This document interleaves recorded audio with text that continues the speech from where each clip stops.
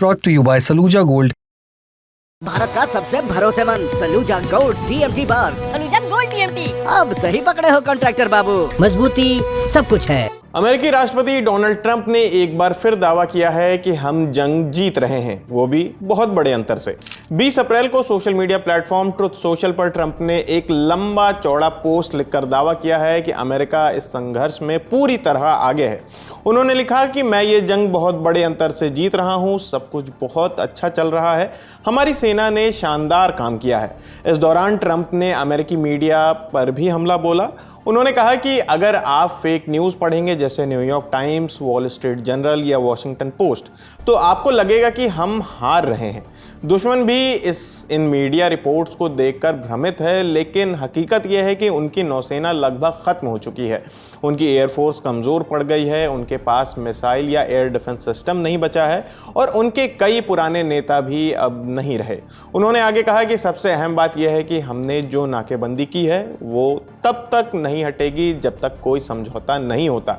इस वजह से ईरान को हर दिन करीब $500 मिलियन का नुकसान हो रहा है, जो लंबे समय तक चल नहीं सकता। ट्रंप ने कहा कि कुछ अमेरिकी मीडिया संस्थान ईरान के पक्ष में खड़े हैं, लेकिन ऐसा नहीं होगा क्योंकि अब मैं जिम्मेदारी संभाल रहा हूं। जैसे चुनाव में उन्होंने मेरा विरोध किया था, वैसे ही अब भी कर रहे हैं, लेकिन नतीजा वही होगा, हम जीतेंगे। ट्रंप ने ईरान के साथ संभावित समझौते पर भी बात की। उन्होंने कहा कि अगर उनकी अगुवाई में कोई डील होती है तो वो 2015 की न्यूक्लियर डील JCPOA से कहीं बेहतर होगी। JCPOA यानी कि joint comprehensive plan of action, इसे आमतौर पर ईरान न्यूक्लियर डील के नाम से जाना जाता है। ये समझौता 2015 में हुआ था। इसमें ईरान और दुनिया के बड़े देश जैसे कि अमेरिका, ब्रिटेन, फ्रांस, चीन, रूस, जर्मनी और यूरोपीय संघ शामिल थे। इस समझौते में तय हुआ था कि ईरान अपने परमाणु कार्यक्रम का इस्तेमाल सिर्फ शांति के कामों के लिए करेगा, जैसे बिजली बनाने के लिए। बदले में दूसरे देश ईरान पर लगी कई आर्थिक पाबंदियां हटा देंगे। उन्होंने पुरानी डील को सबसे खराब समझौते में से एक बताया। ट्रंप का कहना है कि अगर वो बीच में नहीं आते तो ईरान अब तक न्यूक्लियर वेपन बना चुका होता, जिससे इजराइल और अमेरिकी ठिकानों को खतरा हो सकता था। उन्होंने दावा किया है कि उनकी डील दुनिया में शांति और सुरक्षा लाएगी। अब आते हैं पाकिस्तान में होने वाली बातचीत पर।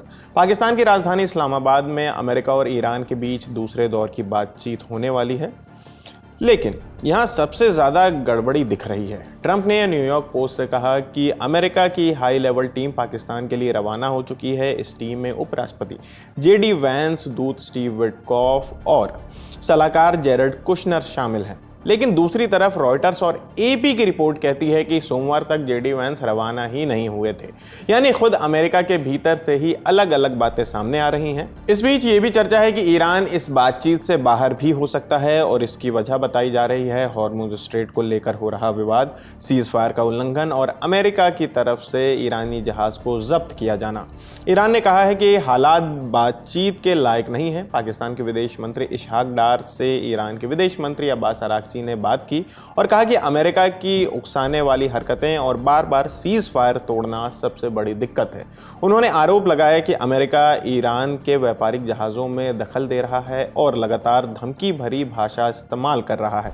अराक्ची ने कहा कि ईरान अभी हर पहलू पर विचार करेगा और उसके बाद ही तय करेगा कि बातचीत में शामिल होना है या नहीं।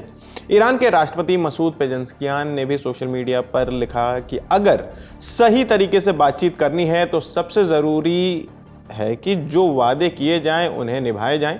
ईरान को अमेरिका पर पहले से भरोसा नहीं है क्योंकि उसके पुराने अनुभव अच्छे नहीं रहे। ऊपर से अमेरिका के अधिकारी कभी कुछ कहते हैं, कभी कुछ और, जिससे लगता है कि वो ईरान से बराबरी की बातचीत नहीं बल्कि उसे झुकाना चाहते हैं। लेकिन ईरान साफ कहता है कि वो दबाव या ताकत के आगे झुकने वाला नहीं है। इन सब के बीच पाकिस्तान उम्मीद लगाए बैठा है कि बातचीत हो जाएगी। रॉयटर्स से बात करते हुए एक अधिकारी ने कहा कि ईरान की तरफ से कुछ पॉजिटिव संकेत मिले हैं और कोशिश की जा रही है कि वो बातचीत में शामिल हों। उन्होंने कहा कि हालात बदलते रहते हैं, लेकिन हम कोशिश कर रहे हैं कि वो यहाँ आएँ। पिछले हफ्ते, जैसे कि आप जानते हैं कि पिछले हफ्ते इस्लामाबाद में पहली सीधी बातचीत हुई थी अमेरिका और ईरान के बीच, जो करीब 21 घंटे तक चली थी, लेकिन कोई नतीजा नहीं निकला। अमेरिका की तरफ से JD वैंस, स्टीव विटकॉफ और जेरेड कुशनर शामिल थे।